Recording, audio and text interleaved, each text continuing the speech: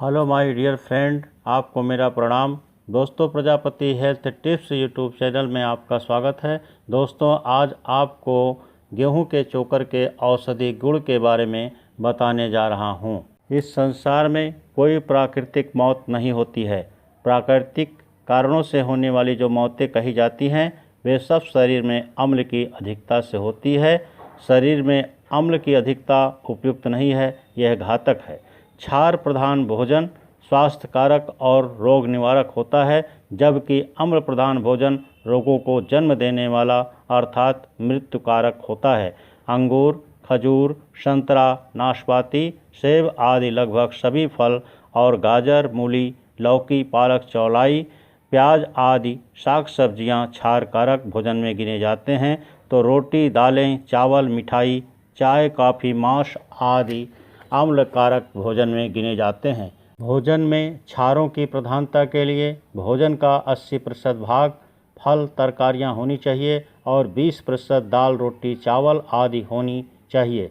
भोजन में 1 भाग अन्न तथा 4 भाग फल एवं सब्जियां होनी चाहिए, तभी अम्ल और क्षार का संतुलन सही हो सकता है।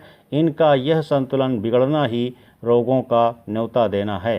अधिकांश लोगों का अधिकतर भोजन अम्ल कारक ही होता है और उनके मल निष्कासन अंग, आंत, गुर्दे, त्वचा, फेफड़े आदि भी अपना काम अधूरा करते हैं। ऐसी स्थिति में शरीर में अम्लता की प्रधानता हो जाती है। ऐसे व्यक्तियों की स्थिति सुधारने के लिए उन्हें क्षार प्रधान भोजन देने की आवश्यकता होती है। इसके साथ ही यह भी ध्यान रखने की आवश्यकता है कि उनके मल निष्कासन अंग अपना काम ठीक ढंग से करें। मनुष्य का मुख्य रूप से आहार गेहूँ माना गया है। अधिकांश लोग रोटी के लिए गेहूं के आटे का प्रयोग करते हैं। गेहूं में शारीरिक शक्ति में वृद्धि करने एवं पोषण करने का अभूतपूर्व गुण है, लेकिन गेहूं के छिलकों में अनेक विलक्षण गुण पाए जाते हैं।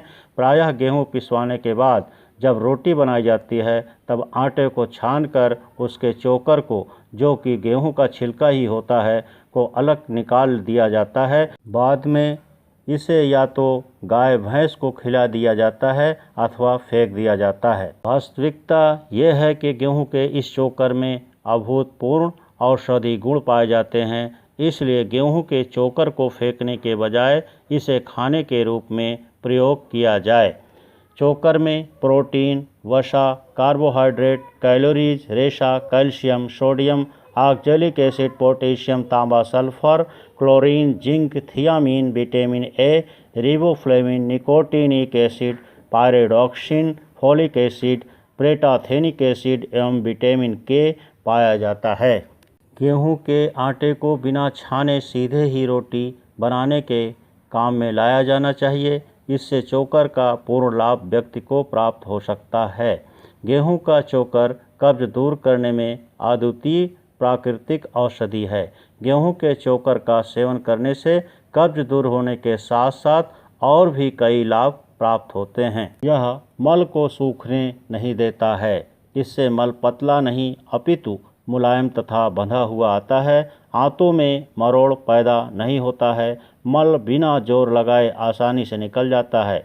जोर लगाकर मल निकालने से नाड़ी कमज़ोर हो जाती है तथा शक्ति न रहना, वायु भरना, बवासीर, कांच निकलना इत्यादि रोग होने का डर रहता है।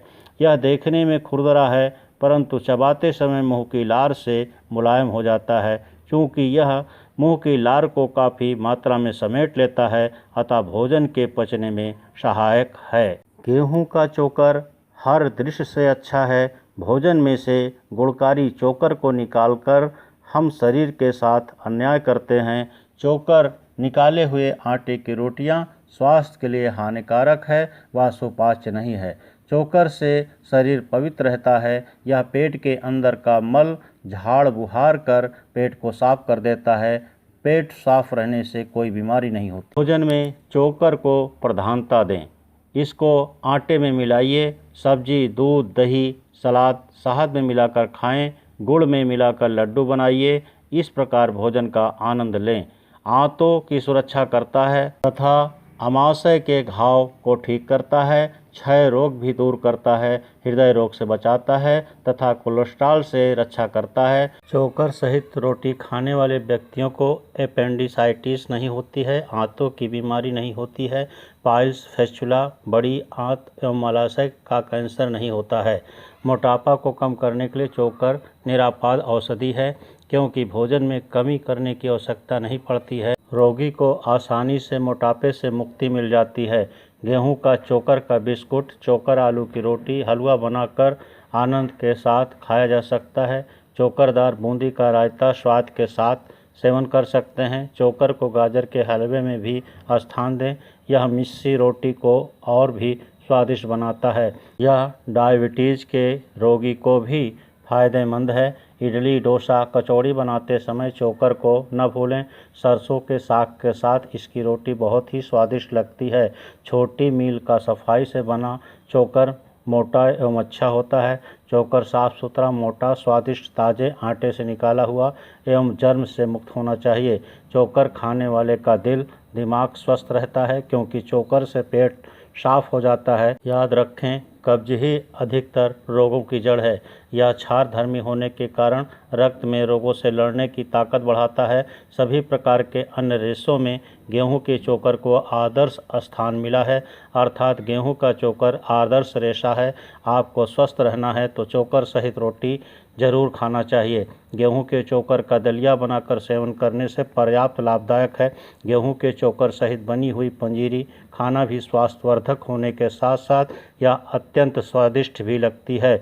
इसे बच्चे भी स्वाद लेकर खा सकते हैं। इस प्रकार गेहूं का चोकर, जिसे गेहूं की भूसी भी कहते हैं, यह स्वास्थ्यवर्धक होने के साथ साथ अनेक रोगों से बचाता है। हमें यह याद रखना चाहिए कि खाना खाने के समय हमें केवल उसके स्वाद के पक्ष को ही ध्यान में नहीं रखें, अपितु यह भी ध्यान रखें कि हमें किस प्रकार से स्वास्थ्य संबंधी लाभ मिल सकता है तथा रोगों से सुरक्षा प्रदान कर सकता है। Thank you my dear friend for watching this video. मित्रों, आपको यह वीडियो पसंद आया हो तो आप कमेंट करें व लाइक करने का कष्ट करें तथा अपने इष्ट मित्रों और रिश्तेदारों के साथ शेयर करें, जिससे उन्हें भी इस वीडियो का लाभ मिल सके। मित्रों, अभी तक आपने Prajapati health tips YouTube channel को सब्सक्राइब नहीं किए हैं तो आपसे अनुरोध है कि आप Prajapati health tips YouTube channel को वीडियो के नीचे लिखे दाहिने तरफ सब्सक्राइब लाल बटन को क्लिक कर दें, जिससे आपको मेरे द्वारा डाली गई सभी नई वीडियो का नोटिफिकेशन मिलता रहे। Thank you my dear friend.